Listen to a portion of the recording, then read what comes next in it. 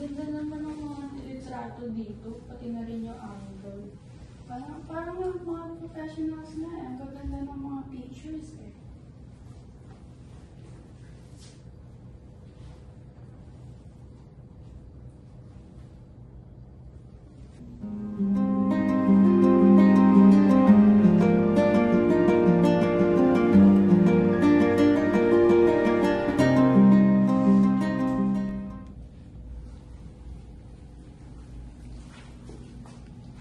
Alam mo, ang ganda ng tanong mo, tamang-tama. Meron akong explanation ngayon kung paano nila ito ginawa.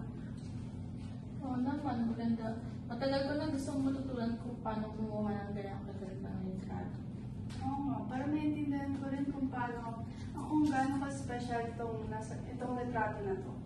Okay, so mag-start na tayo ngayon sa mga basic angles. So dito, ang ginamit ng photographer natin ay worm's eye view. Dito, makikita mo kung ang angle, ang perspective niya, or kung saan mo siya makikita, is parang nakahiga yung photographer sa lapag, tapos pataas ang picture. Yung ano, pag pinigyan mo siya, parang ako nakatingala sa taas. So, siya, oh. Oo. So, tara na sa susunod na litrato.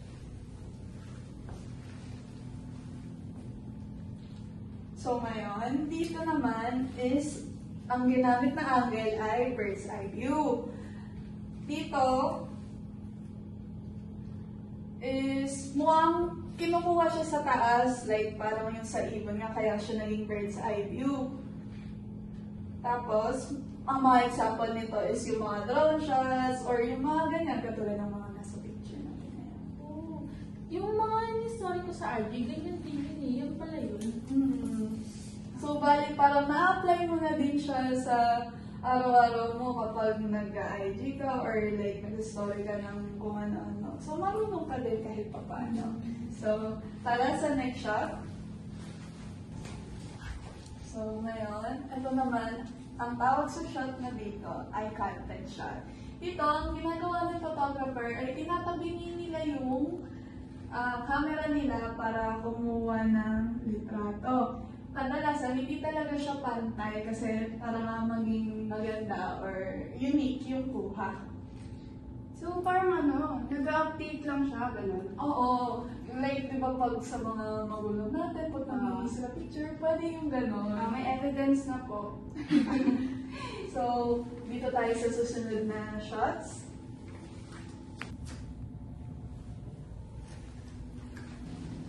So, ngayon naman, nandito tayo sa low angle and high angle shot. So, dito, yung high angle shot is hindi siya directly nakatutok sa pinipicturean or dun sa subject mo. Pero, hindi siya totally nakataas katulad nung sa bird's eye view. Tapos dito naman sa low angle shot, kapares lang din siya nung high angle shot. Pero, hindi siya yung, sa kanya naman, hindi nakailalim na sobrang mababa. Katulad nung sa bird's eye view. Hindi ba ito pareho lang sa bird's eye view? Hindi eh. Kasi sa bird's eye view, mas extreme siya or mas pina-exaggerate nung kasi nga katulad nung halimbawa sa bird's eye view is drone shot or basta shot siya sa taas, like as in sobrang Ito kasi medyo slanted lang siya na pataas or like konti lang yung taas niya. Kala ko kasi pareho lang sila. May difference ba silang dalawa sa I mean, ito sa worm's eye? Well, may difference pa rin sila, pero kasi ang katulad nga nung sa bird's eye, sa worm's eye, exaggerated siya kasi as in sa floor manggagaling yung camera mo, tapos ang shot mo is pataas. Dito, ang nangyari is yung camera mo is parang level lang ng table, tapos pataas, para makita lang yung background sa taas, gano'n. Okay, so parang mas exaggerated si bird's eye kaysa sa kanilang dalawa. Oo, gano'n. So, thank you. Ito yung last pictures natin for the angle shots. Pwede kayong pumunta sa aking kaibigan dun sa kabila, i-explain niya yung basic shots. Thank you. Thank you. Hello.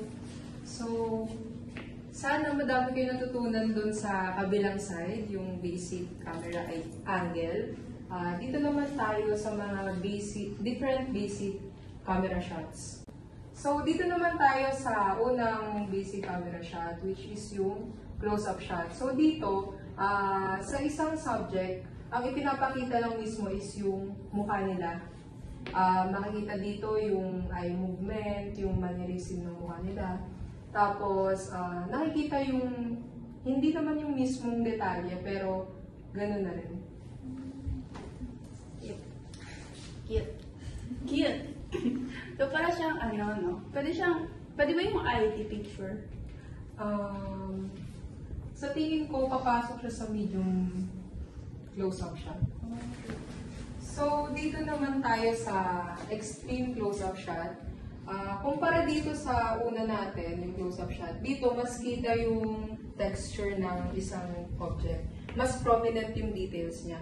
And pwede ditong example, ang magandang example is yung pagpinicturean kayo ng mga kaibigan nyo na sobrang lapit sa mukha nyo. Diba? Mas kita yung details ng skin or yung texture ng isang object. So parang kapag tumitingin or gumagamit ng magnifying glass, kasi kita mo talaga yung details. Oo, mas kita yung details ng isang object. Picture niya ito.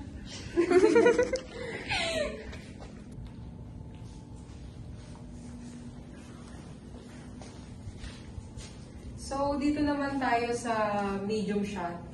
Ang medium shot naman is, tinatawag din siyang waist level shot, kung saan waist level siya and hindi siya ganun kalayo and hindi din siya ganun kalapit na shot. And ang magandang example dito is interviews, newscasting, yung mga napapanood natin sa TV. Ganun. So, ayun lang naman yung basic camera shots. Sana marami kayo natutunan sa basic camera angle, hanggang dito sa basic camera shots. And salamat dahil sinusuportahan yung mga ganitong photo exhibition at tinatry yung kumuha ng information sa mga ganyan. Ang galing nga kasi mas naintindihan namin ngayon kung ano yung pinagkaiba ng white sa extreme shot. And mas nakikita namin yung story ng picture sa nakita. Piling ko tuloy magiging photographer na tayo next. Picture natin. Wow. Para tayong photographer na. Grabe, dami ka natutunan sa photo exhibit na to. Pag mo rin yan, nakaka-inspire maging photographer. What if mag-picture din tayo, maging Ma-apply natin yan sa next year. Thank you po. Thank you. Thank you sa pagpasok.